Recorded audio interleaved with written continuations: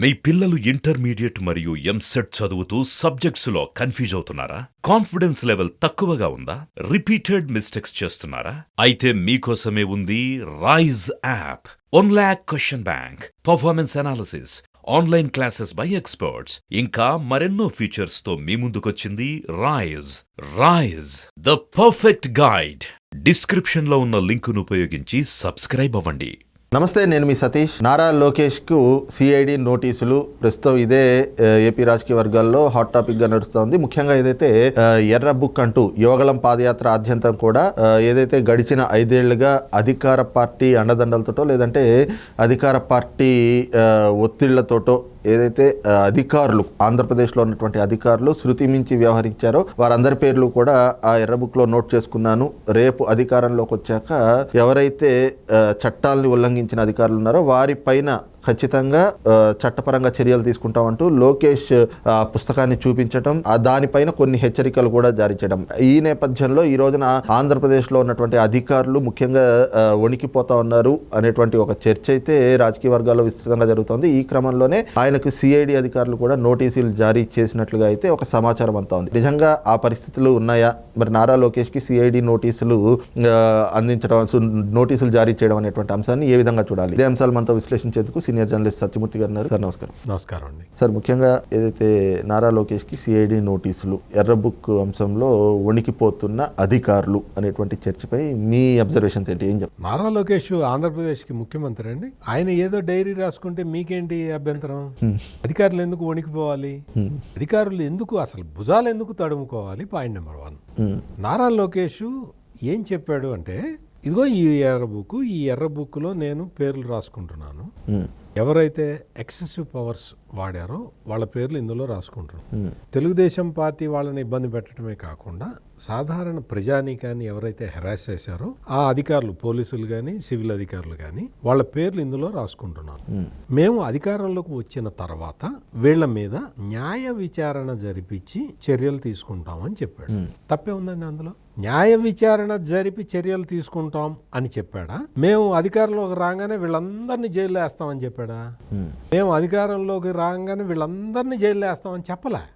లోకేష్ చెప్పింది ఏంటి అంటే, మేము అధికారంలోకి వచ్చిన తర్వాత వీళ్ళు తప్పు చేశారా, రైడ్ చేశారా అనేది నిర్ధారించడానికి న్యాయ విచారణ జరుపుతామని చెప్పాడు. న్యాయ విచారణ ఎవరు చేస్తారండి? మీరు నేను చెయ్యం. ఒక జడ్జి చేస్తాడు. ఒక న్యాయమూర్తి, అంటే పదవిలో ఉన్న రిటైర్ అయిన న్యాయమూర్తి అయినా సరే, వీళ్ళు న్యాయ విచారణకి ఆదేశిస్తే ప్రభుత్వం వీళ్ళ మీద ఆ న్యాయమూర్తి, రిటైర్డ్ న్యాయమూర్తి కానీ విచారణ జరుపుతారు. అందులో దోషులని తేలితే శిక్ష వేస్తారు. శిక్ష తీసుకోమని రికమెండ్ చేస్తారు. ఆయన కూడా శిక్ష రికమెండ్ చేయడు, శిక్షకి రికమెండ్ చేస్తారు. తర్వాత ప్రొసీజర్ ఉంటుంది. ఇందులో తప్పే ఉందండి? ఇది ఏంటి? ఇది చూసిన తర్వాత అధికారులందరూ గనక ఇప్పటి వరకు న్యాయబద్ధంగా, ధర్మబద్ధంగా పనిచేసినట్టయితే, చట్టబద్ధంగా, వాళ్ళు భయపడాల్సిన అవసరం ఏముంది? ఎక్సెసివ్ పవర్ ఉపయోగించకపోతే వాళ్ళు భయపడాల్సిన అవసరం ఏముంది? అంటే ఇప్పుడు వాళ్ళు చేస్తున్నవన్నీ తప్పులు అని వాళ్ళు ఒప్పుకుంటున్నట్ట? రెడ్ బుక్ లో ఏదో సత్యమూర్తి సతీష్ అని పేర్లు. సత్యమూర్తి సతీష్ తప్పు చేయకపోతే భయపడాల్సిన అవసరం ఏముంది? అంతే. ఈ ప్రశ్నని ఆంధ్రప్రదేశ్ ప్రజలందరూ అడుగుతున్నారు, ఒక్క లోకేష్ ఒక్కడే కాదు. ఆయన ఇప్పుడు మీరు నేను ఏదో డైరీ రాసుకుంటాం. నీ డైరీలో అట్లెందుకు రాసుకున్నావు అని అడిగితే, నేను 1,00,000 రాసుకుంటా. నేను అధికారంలోకి వచ్చిన తర్వాత నేను చేయాల్సిన పనులు ఏంటి, ప్రయారిటీ రాసుకుంటా. నువ్వు ప్రయారిటీ పనులు నువ్వు ఎట్లా రాసుకుంటావు అడిగితే ఎట్లా? అంటే ఇప్పుడు అక్కడ సిఐడి అధికారుల అభియోగం కూడా ఏంటి అంటే, ఆ పుస్తకాన్ని చూపించి ఈ రోజున బెదిరిస్తున్నారు, మమ్మల్ని హెచ్చరిస్తున్నారు అనేటువంటి కోణంలో బెదిరింపులకు పాల్పడుతున్నారు. నేను అదే అడిగాను కదా, ఫస్ట్ మిమ్మల్ని అడిగింది అదే. లోకేష్ ఆ రాష్ట్రానికి ముఖ్యమంత్రి అని అడిగింది ఎందుకు? నువ్వు ముఖ్యమంత్రి స్థానంలో ఉన్న జగన్మోహన్ రెడ్డి ప్రతిరోజు అందరినీ బెదిరిస్తూ ఉంటే దిక్కులేదా? ఓ తెలుగుదేశం పార్టీ జాతీయ ప్రధాన కార్యదర్శి, లోకేష్ కున్న హోదా అది, మాజీ మంత్రి. నువ్వు ఆయన ఏ బుక్ రాసుకుంటే నీకెందుకు?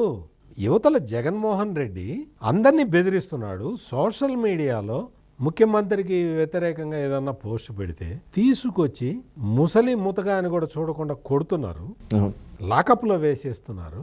ఒక గుంటూరులో శంకర్ విలాస్కి చెందిన ఒక ఆమె ఉంది. ఆమె ఒక సోషల్ మీడియా పోస్ట్ని ఫార్వర్డ్ చేసింది అని చెప్పి అది కూడా విశాఖపట్నంలో గ్యాస్ లీక్ జరిగితే దానికి సంబంధించి ఒక సోషల్ మీడియా పోస్ట్ని ఫార్వర్డ్ చేసిందని చెప్పి ఆమె మీద అసలు విపరీతమైన హెరాస్మెంట్ చేశారు. కేసులు పెట్టడం ఒక్కటే కాదు, ఆమె గుంటూరులో వ్యాపారం చేసుకోవడానికి వీలు లేకుండా చేశారు. ఆమె గుంటూరులో హోటల్ పెట్టుకొని, అంటే శంకర విలాస్ సెంటర్ నుంచి తరిమేశారు. దానికి అక్కడ ఉన్న వైసీపీ వాళ్ళందరూ కలిసి ఆమె గుంటూరులోనే వేరే చోటకెళ్ళి ఇంకో హోటల్ పెట్టుకుందామని ప్రయత్నం చేస్తే ఆమెకి ట్రేడ్ లైసెన్స్ రాకుండా చేశారు. ఆమె వెళ్ళి అధికారులని అడిగితే, మీరు తడతడకి మా దగ్గరికి రావద్దమ్మా, మమ్మల్ని ఇబ్బందిని పాలు చేయొద్దు, మేము మీకు ఎటువంటి హెల్ప్ చేయలేము అని అధికారులు చెప్పారు. ఆమె జీవితమే ఒక రకమైన దుర్భరమైన పరిస్థితుల్లోకి వెళ్ళిపోయింది. కేవలం ఒక పోస్టుని ఫార్వర్డ్ చేసినందుకు, ఒక పోస్టుని సోషల్ మీడియాలో ఫార్వర్డ్ చేస్తే ఇంత క్రూరంగా ప్రవర్తిస్తారా పోలీసులు కానీ, అధికారులు, మిగతా అధికారులు కానీ? అటువంటి అధికారుల్ని ప్రశ్నించాల్సిన అవసరం లేదా? ఆ రంగనాయకమ్మ గారు ఈ రోజు వరకు పోరాటం చేస్తూనే ఉన్నది. ఎందుకో తెలుసా? తను జీవించటానికి పోరాటం చేస్తున్నది ఒక యోధురాల్లాగా, ఒంటరిగా. మరి ఆమెకి న్యాయం జరగద్దా? ఇటువంటి సంఘటనలు కొన్ని లక్షల సంఘటనలు ఉన్నాయి ఆంధ్రప్రదేశ్లో ఈ 4 ఏళ్ల 9 నెలల కాలంలో. ఇటువంటి చేసిన అధికారుల మీద న్యాయ విచారణ జరిపించాల్సిన అవసరం లేదా? ఈ సంఘటనలకి బాధ్యులైన అధికారుల్ని శిక్షించాల్సిన అవసరం లేదా? ఈ బాధ్యులైన అధికారులు తప్పించుకొని పోవటం న్యాయమా? వాళ్ళని అలా చేయమన్నది ఎవరు? రంగనాయకమ్మ గారి జీవితాన్ని ఛిద్రం చేయమని ఆదేశించింది ఎవరు? అది తేలాలి కదా. రెడ్ బుక్లో ఇటువంటి అంశాలే ఉంటాయని లోకేష్ మాటల్ని బట్టి మనకు అర్థమవుతున్నాయి. ఓ ఇంటెలిజెన్స్ ఆఫీసర్లు, సిఐడి పోలీసులు, మీరు చేయాల్సిన పని ఏంటి? మీరు చేస్తున్నదేంటి?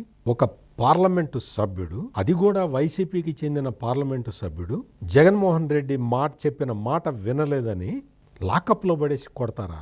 లాకప్లో పడేసి కొడితే అవి దెబ్బలు కాదు అని చెప్పి ఒక గుంటూరు జనరల్ హాస్పిటల్లో ఒక డాక్టర్ తోటి రాయిస్తారా?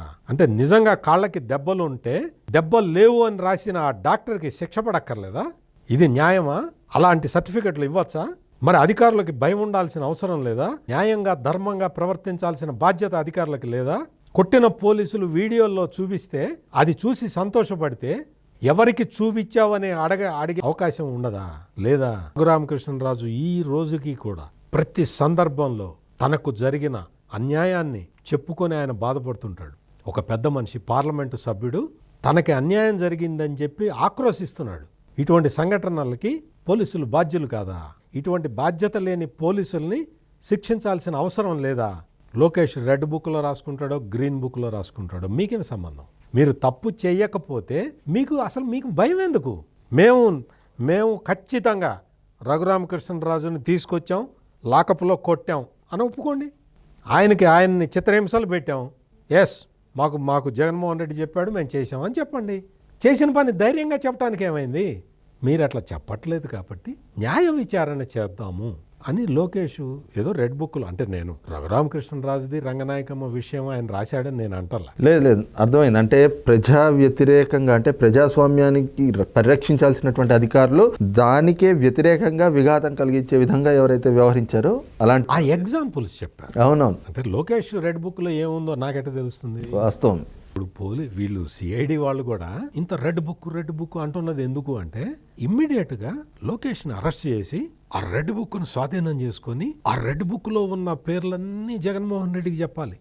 ఇది వాడు ఇమ్మీడియట్ గా చేయాలనుకుంటున్న పని. లేకపోతే అసలు రెడ్ బుక్ మీద కేసు ఏంటండి? అదే ఆయన ఏదో రాసుకున్నాడు, నీకేంటి? నీకేం సంబంధం? నీకేం కంగారు ఎందుకు? నీకు అది చూపించి బెదిరిస్తున్నాడు.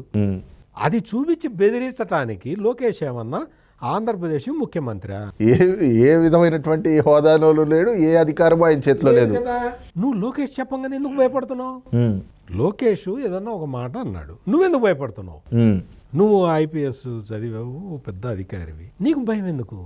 అంటే ఇవన్నీ కూడా ఏంటి అంటే మనం మొదటి నుంచి చూస్తున్నాం. సిఐడి పోలీసులు ఏం చేయాలి అంటే సాధారణంగా రెఫరల్ కేసులు తీసుకుంటారు. సిఐడి పోలీసులు ఉన్నది ఎందుకు అంటే, ఒక 4-5 పోలీస్ స్టేషన్ల పరిధిలో ఏదన్నా నేరం జరిగింది, ఒక పోలీసు స్టేషన్ దాన్ని పరిశోధించలేదు కదా ఆ నేరాన్ని, అటువంటి కేసుల్ని సిఐడికి రిఫర్ చేస్తుంది. రాష్ట్రం మొత్తం ఏదన్నా ఒకే తరహా నేరం జరిగింది, దాన్ని సిఐడికి రిఫర్ చేస్తారు. అట్లా కాకుండా ఒక కష్టమైన కేసు ఉంది, లోకల్ పోలీసులు దాన్ని చేయలేక, ఎక్స్పర్టీజ్ ఉంటుంది కాబట్టి ఆ కేసుని సిఐడికి రిఫర్ చేస్తారు. ఏదన్నా కోర్టులో కేసు ఉంటుంది, ఆ కోర్టు రిఫర్ చేస్తుంది. లేదు ఏదైనా అసెంబ్లీలో ఇటువంటి నేరానికి సంబంధించిన ఏదన్నా ఆరోపణలు వస్తాయి, ఆ కేసుని అసెంబ్లీ రిఫర్ చేస్తుంది.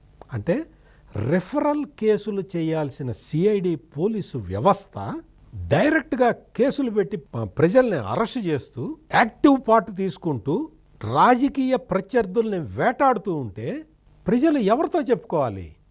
సిఐడి పోలీసు వ్యవస్థనే మార్చేసి వాళ్ళు చేస్తున్న ఇంతకాలం ఇన్ని సంవత్సరాల పాటు వాళ్ళు చేస్తున్న పనిని మార్చేసి రాజకీయ అవసరాల కోసం దాన్ని వాడుకుంటుంటే, ఆ వ్యవస్థను వాడుకుంటూ ఉంటే ఏం చేయాలి?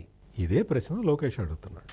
రైట్, ఇది చూస్తున్నాం కదా. ముఖ్యంగా ఈ రోజున ఏదైతే ప్రజాస్వామ్యాన్ని పరిరక్షించాల్సినటువంటి అధికారులు దానికి విఘాతం కలిగించారో వారందరిపైన రేపు అధికారంలోకి వచ్చాక మేము న్యాయ విచారణ జరిపి వారిపైన ఏ విధమైనటువంటి చర్యలు తీసుకుంటామో అవి తీసుకుంటామని లోకేష్ చెప్పినటువంటి సాధారణమైనటువంటి మాటల్ని పట్టుకుని ఈ రోజున కేవలం ఒక రాజకీయ కక్ష సాధింపుగానో లేదంటే కనుక అక్కడ తమ పొలిటికల్ బాసుల దగ్గర మెప్పు పొందడానికో ఈ రకంగా కేసులు పెట్టి వేధించేటువంటి ప్రక్రియలో భాగంగా సిఐడి అధికారులు అయితే వ్యవహరిస్తున్నటువంటి తీరు కనిపిస్తుంది. నిజంగా నారా లోకేష్ అంశంలో ఈ సిఐడి నోటీసులు ఇవ్వటము లేదంటే కేసులు పెట్టడం అంతా కూడా కేవలం ఒక దుందుడు చర్యగానే కనిపిస్తూ ఉంది అన్నటువంటి భావనని కూడా సీనియర్ జర్నలిస్ట్ సత్యమూర్తి గారు వ్యక్తం చేస్తూ ఉన్నారు.